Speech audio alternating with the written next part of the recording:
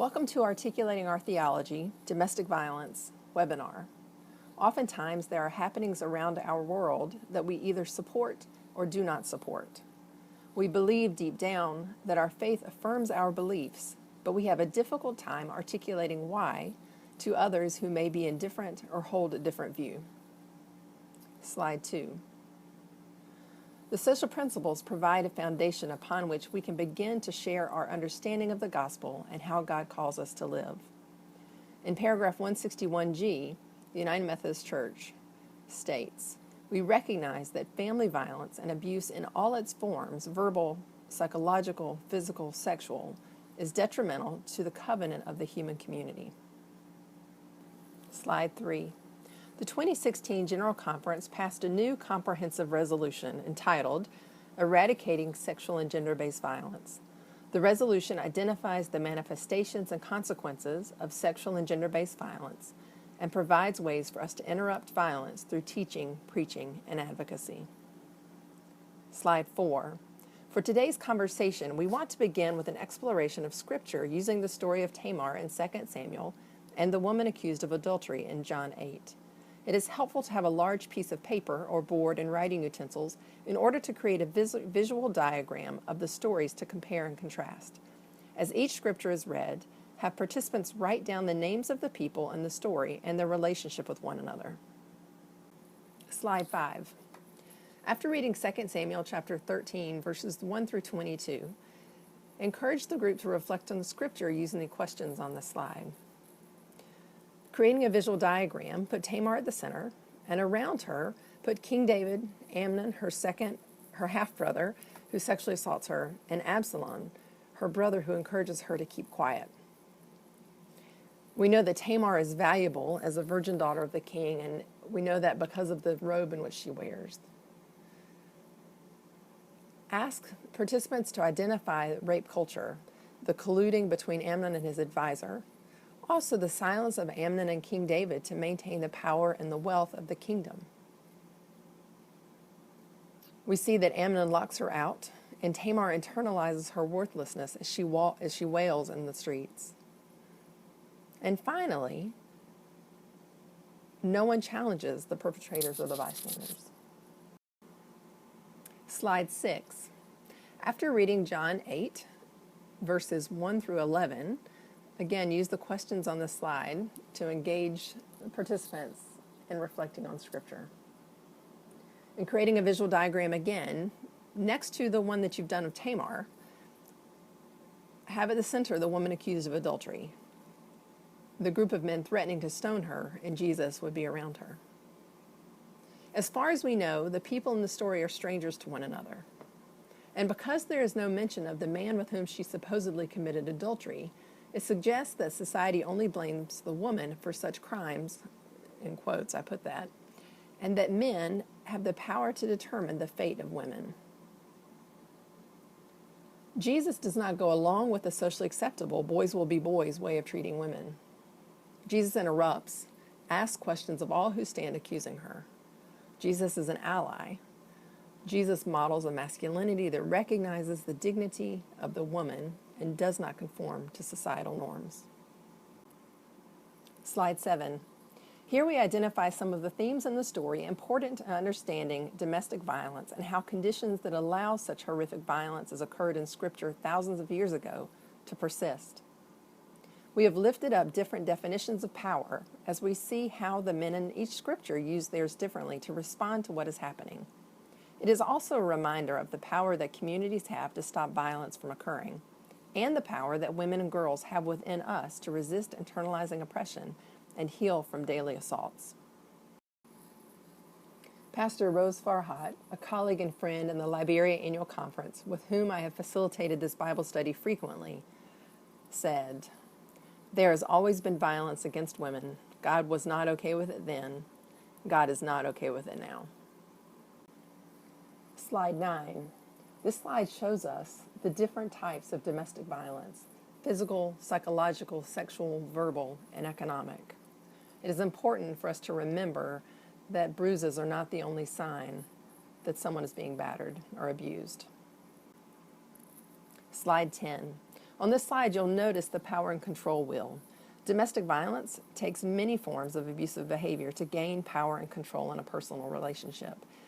On this slide, you'll see a number of means by which this happens, and this is a brief visual that you can share with local clergy, with people in your congregation, to help people begin thinking about the different ways that this may play out in people's homes and communities. On slide 11, we look specifically at descriptions of violence by intimate partners. I think it's important to name these out loud, and I just want to read through a few. Some are on the slides, some are on the previous slide. Intimidation, destroying or hurting things around her, for example, pets. Economic means, making her ask for money or taking her money. Denying and blaming, making her believe that she is responsible.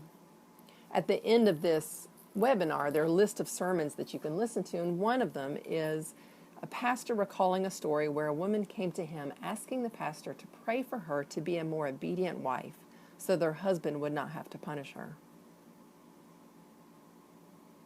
Control of reproductive health, refusal to use a condom or refusing to give her access to birth control. And then using the children, threatening to take them from her or using them to harass her. Slide 12. Factors affecting violence prevention and health status. On this slide, you'll notice two lists.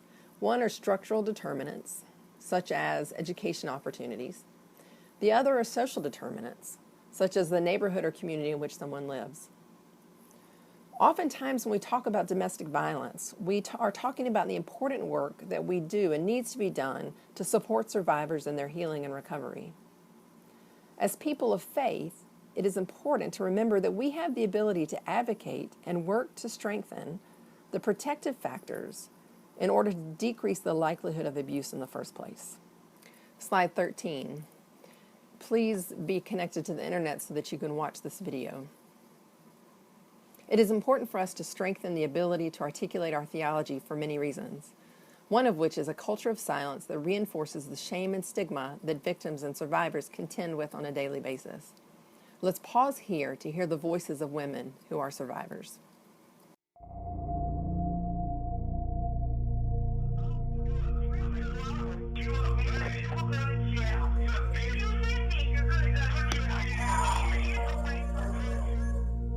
The abuse first began with the pushing, the shoving, and the pulling, and then it got really, that was physical, but it got really, really physical.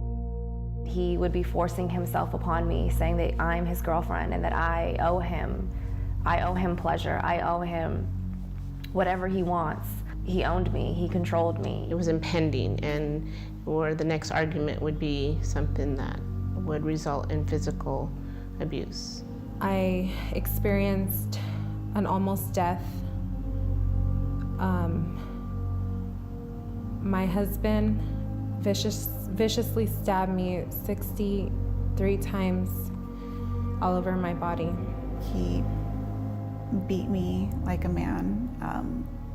He was trying to rape me, mentally abused. I'd be called names, yelled at.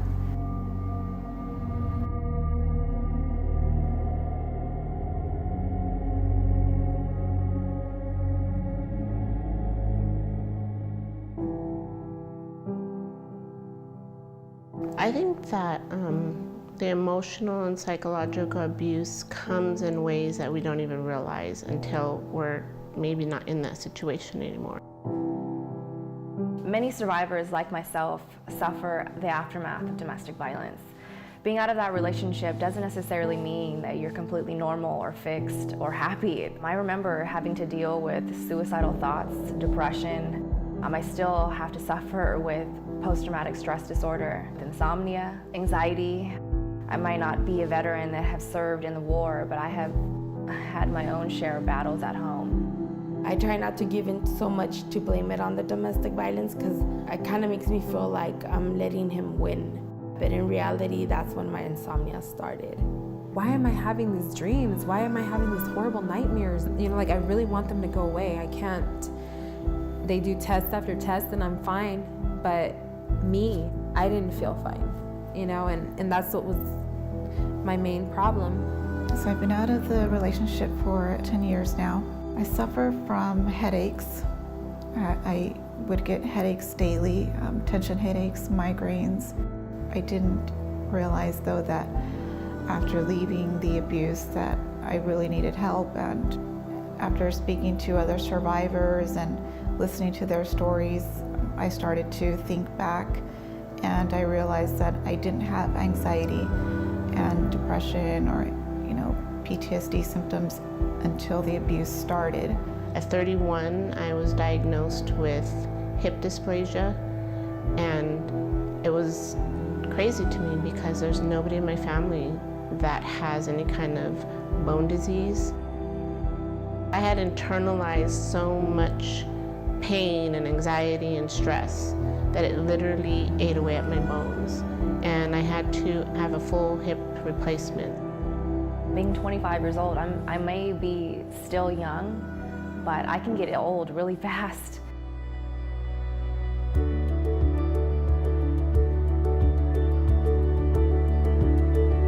Now that I realize that the way I'm feeling was due to the abuse, and now that I know what I need to do to heal, I am very hopeful that I'll be able to someday have a loving relationship with someone. I'll be able to open up to other people. My experience with the domestic violence is something that I've made peace with. I thought I would be damaged goods forever. But through counseling and self-help books, I'm at a point where I thought I would never be. I made it for a reason, and I want to help other people, and I want to help other women, that not to be a victim and not to keep suffering, and to be able to make a difference in their life and to be a better person. Domestic violence is a huge problem affecting men, women, and children every single day. Do not be ashamed, do not be embarrassed, and most importantly, seek help.